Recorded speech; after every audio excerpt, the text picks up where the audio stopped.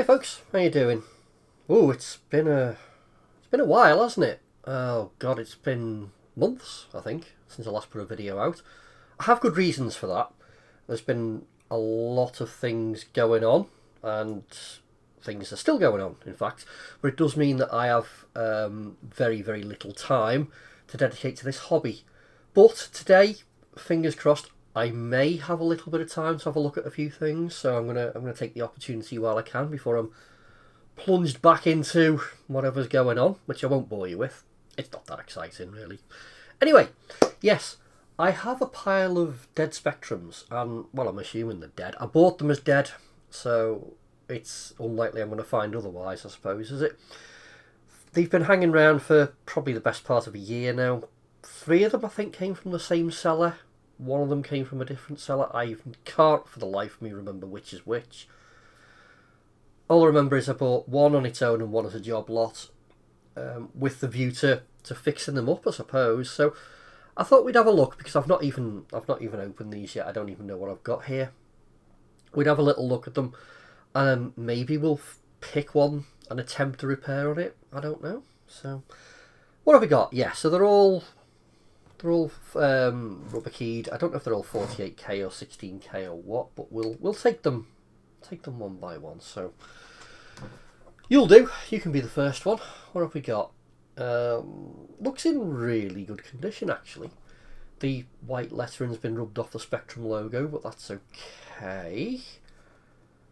Oh, we've got some stickers on the back. Oh, what's that saying? No idea. And, oh, we've got stuff on the back as well. So, and you'll have to excuse my voice if it sounds a bit hoarse at the moment. I'm right in the middle of a COVID infection, which is disgusting, by the way. I've barely got the strength to pick up a teacup, so we'll see how far we get with this. Anyway, I digress. So it's labelled as a 48k Spectrum. We'll see. I mean, when you get something this old, who knows, cases could have been swapped or anything, but...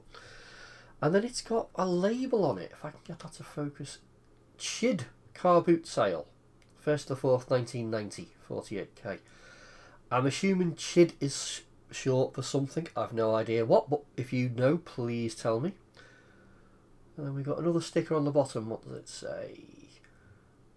000, presumably out of order. Random screen. 28th of February 1995. Okay, so this hasn't worked for a while then.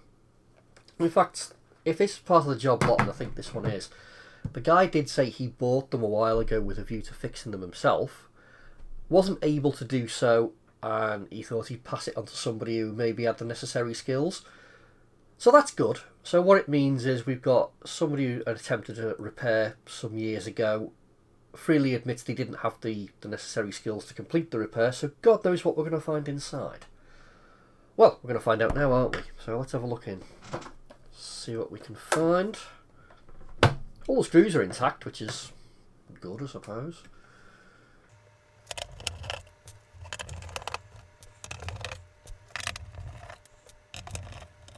Yeah, I think every screw was a slightly different length, though. That's incredible. Right.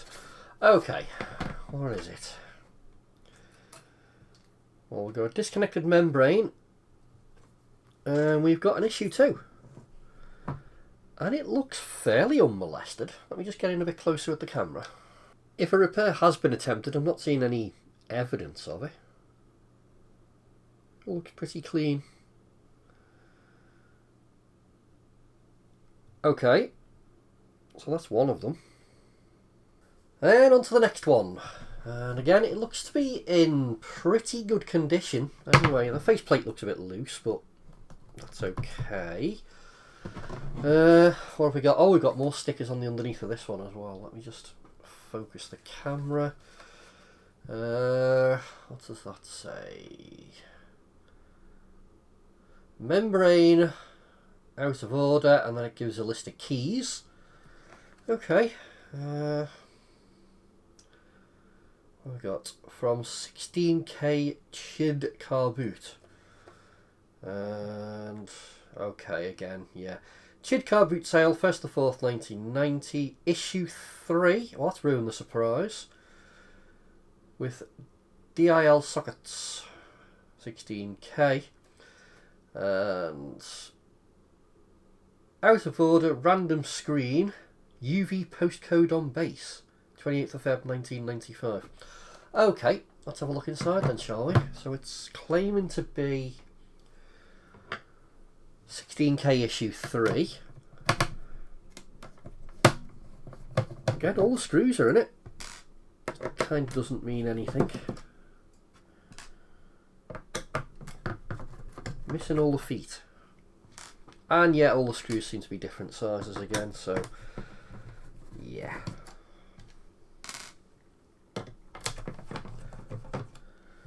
Might be replacing a few of them. Okay. Let's crack her open. Membrane is disconnected. It is in issue 3. Let me get in with the camera. And yeah, it's definitely a 16k machine as well. Nothing's been populated. That's fine. No problems with that. Oh, that regulator. That's been fiddled with. That'll focus. Yeah.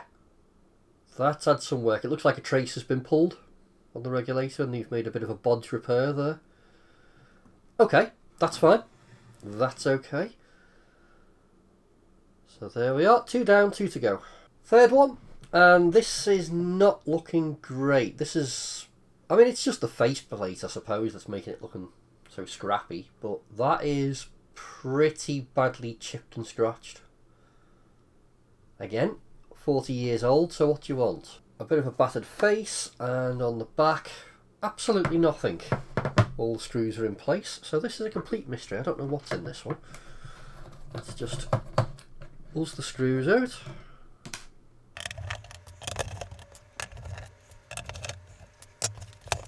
Oh, the membrane is still attached, but we've got an issue 3B, I think. Yeah.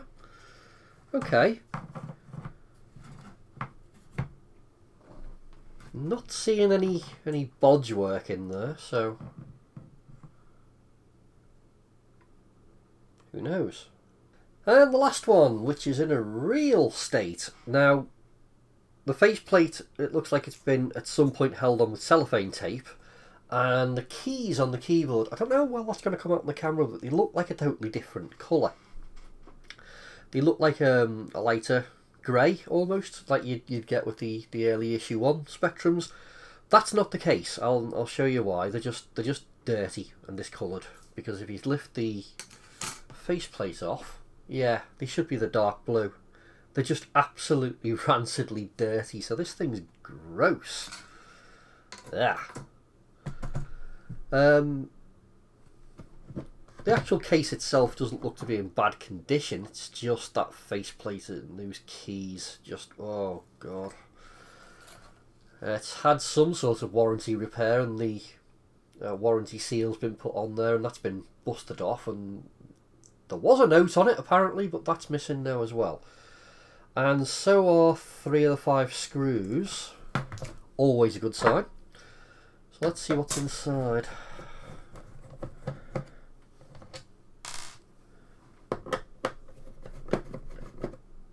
That one will never come out properly, I don't think.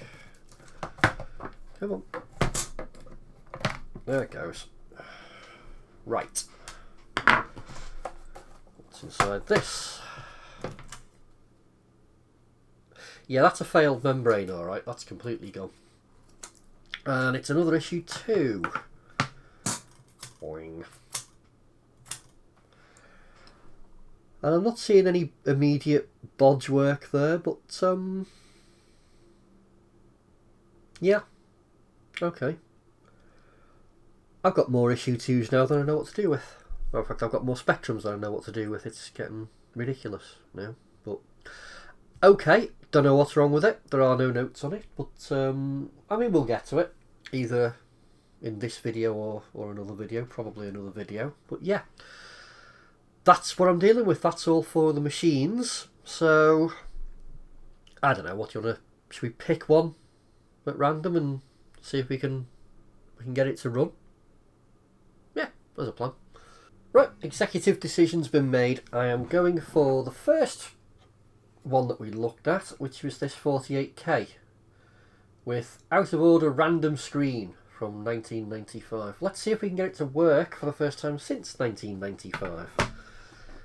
So I kind of want to see what it's doing first, and I know you're not really just supposed to just plug these things in, but I'm kind of just going to go and plug it in.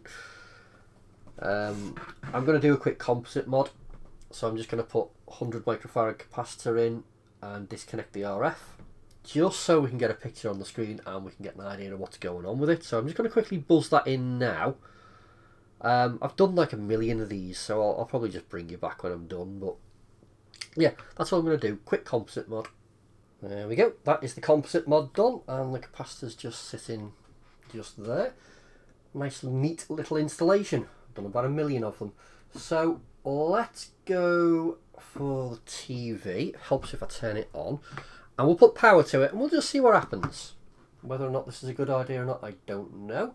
What I do know, however, is that I can't get this camera to focus. So, you know. Right, let's put power to it and see what it does. And wow. Okay, the flashing I can sort of deal with, because I think, do you know what, that's just trim pots. So the colour issue isn't really a problem, but the pattern in the background, yeah, that's not good. That's not good. Okay, let me unplug it quickly. Yeah, okay. What I'm going to need to do before I go any further is I'm going to need to take some voltages. I just want to make sure we've got all of our power rails up. So we should have a 5-volt rail, we should have a 12-volt rail, and we should have a minus 5-volt rail. If we don't have any of those, then we risk damaging some of the chips. So I think, well, particularly the lower memory. So what I'm going to do is I'll put power to it again. I'll just set up my multimeter, and we'll just check for voltages on each of those chips and make sure we've got what we should have. All right, let's put the power back to it. And if you're going to be testing voltages on a Sinclair Spectrum from Sinclair Research, then you really want to be using a multimeter from Sinclair Radionics. That's my philosophy. Let's see if I can do this without shorting anything out. And if I put the, the meter into volt measuring mode, it tends to work better. 11.86, that's my 12-volt, that's probably okay. Let's try for another one. 4.92, so the 5 volts good. Minus 5 is up here, I believe.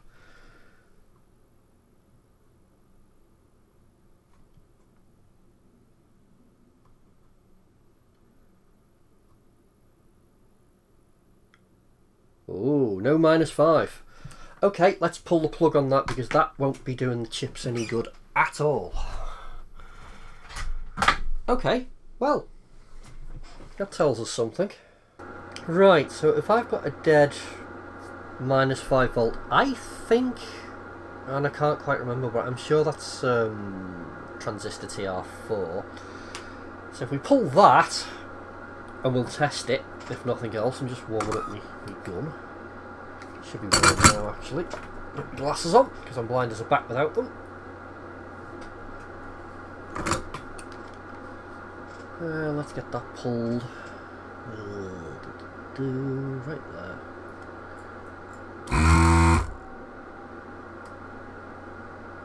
Yeah.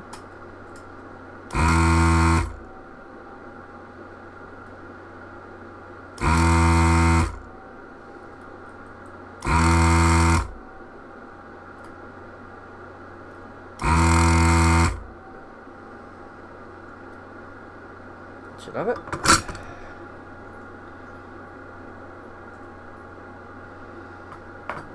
Okay, let's give that a test. See what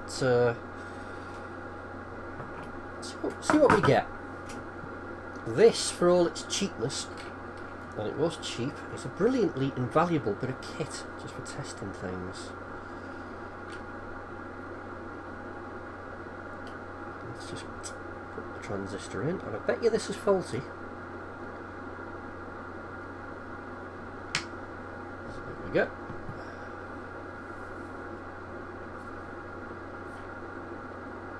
Nope. Apparently it's fine, so I've pulled the wrong transistor, haven't I? I should have pulled TR5. I knew it was TR5. Okay, so I've checked both TR4 and TR5 and they're absolutely fine. Yet I still don't have my minus 5 volts. So, a couple of things spring to mind. Could be a problem with the circuit that's generating it, and I'm trying to think what's left that I can check. I've already checked the coil. That's okay. Excuse me. So it could be a capacitor issue, namely capacitor C46 and C47. They may have failed and that might be causing the problem as well. To be honest, the capacitors are going to be due a change anyway.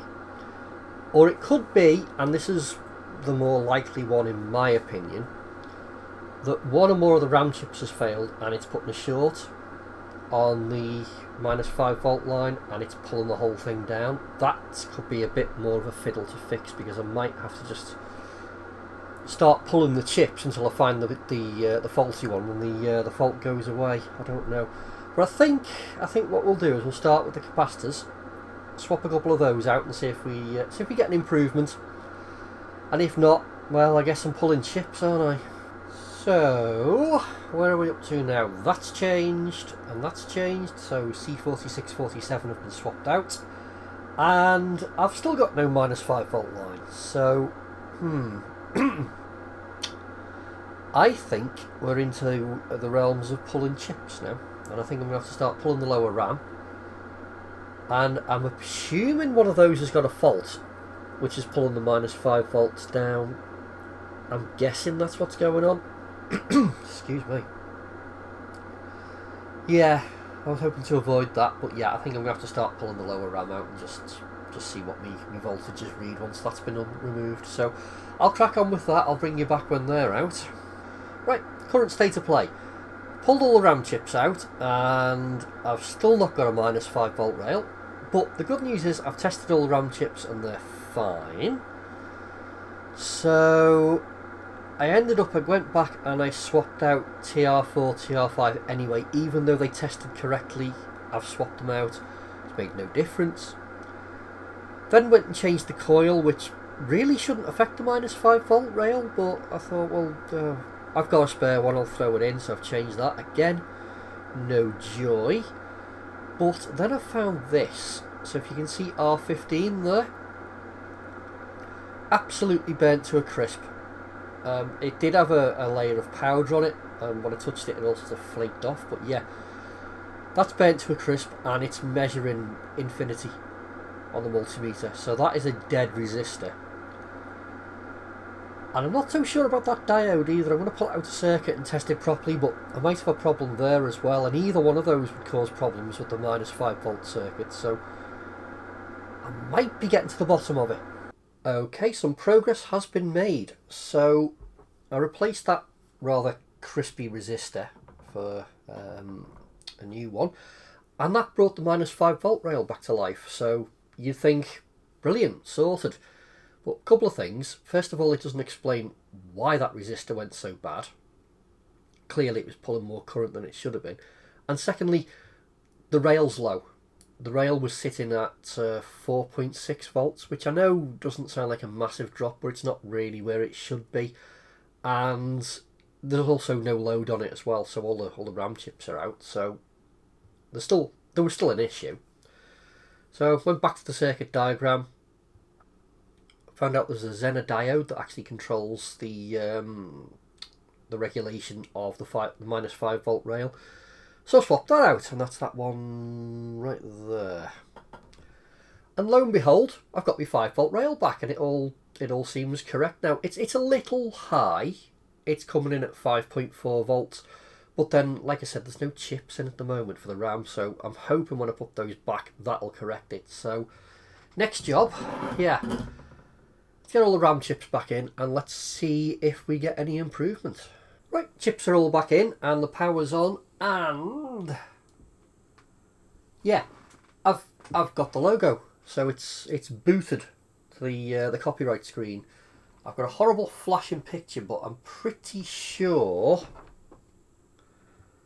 if I make a few tweaks to the potentiometers for the video circuit, I should be able to tune that out just by adjusting these. So I'm going to give that a go now.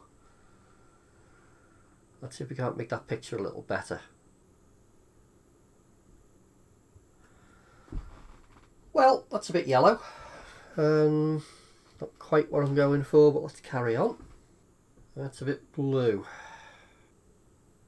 Okay, I'm going to play about with this off camera and I'll bring you back when hopefully I've got a decent picture. If I can get a decent picture.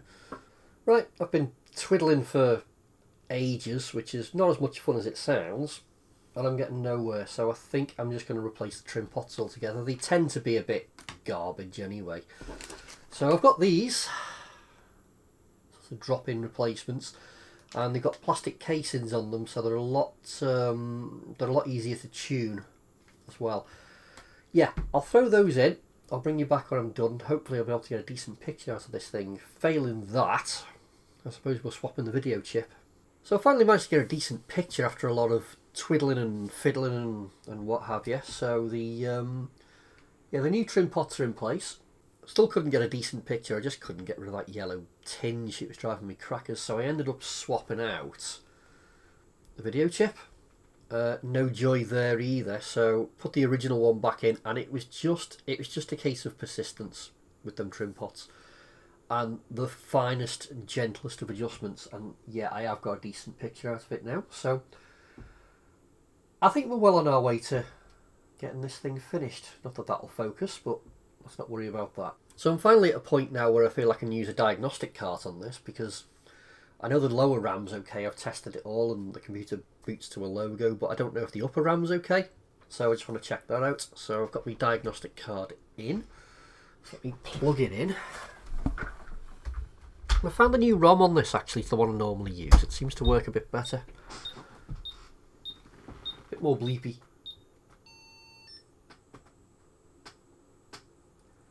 Let's see what we get.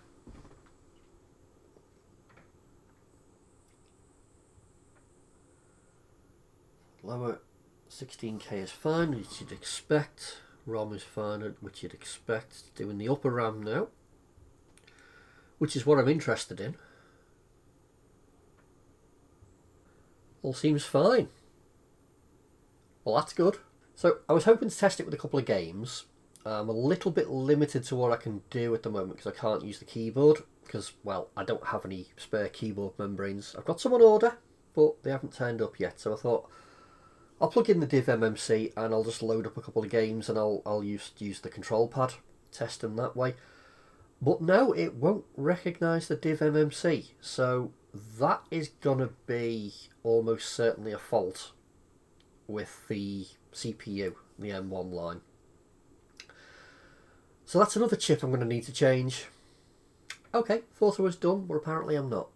Yeah, scrap everything I've just said. There's nothing wrong with the M1 line at all. It was just a dirty edge connector. Why I didn't think of that first, I don't know. But thankfully, I thought to check that before I pulled the chip. COVID brain. I'll put it down to that. I'm full of it at the moment. Right, anyway, let's load a game. I don't know. Something I don't need the keyboard for. There we go. This should work without a keyboard, and it does.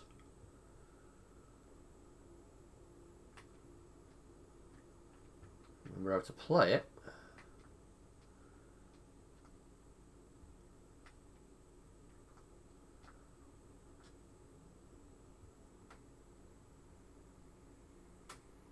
Nope, apparently I don't. Okay, well, it seems to be fully functional now, with the exception of a keyboard, which, like I said, is waiting on on order. But apart from that, it seems to function.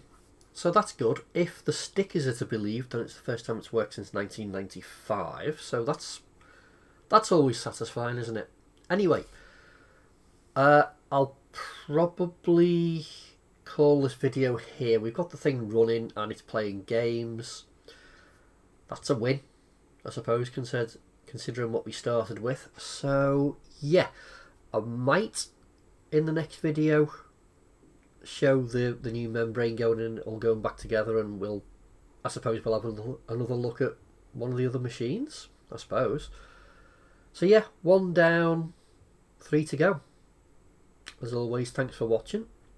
Hopefully I'll see you on the next one. I don't know when the next one's going to be. I just don't have the time to get these out very regular at the moment, these videos, so apologies for that. But hopefully there will be more, and I'll see you then. Bye.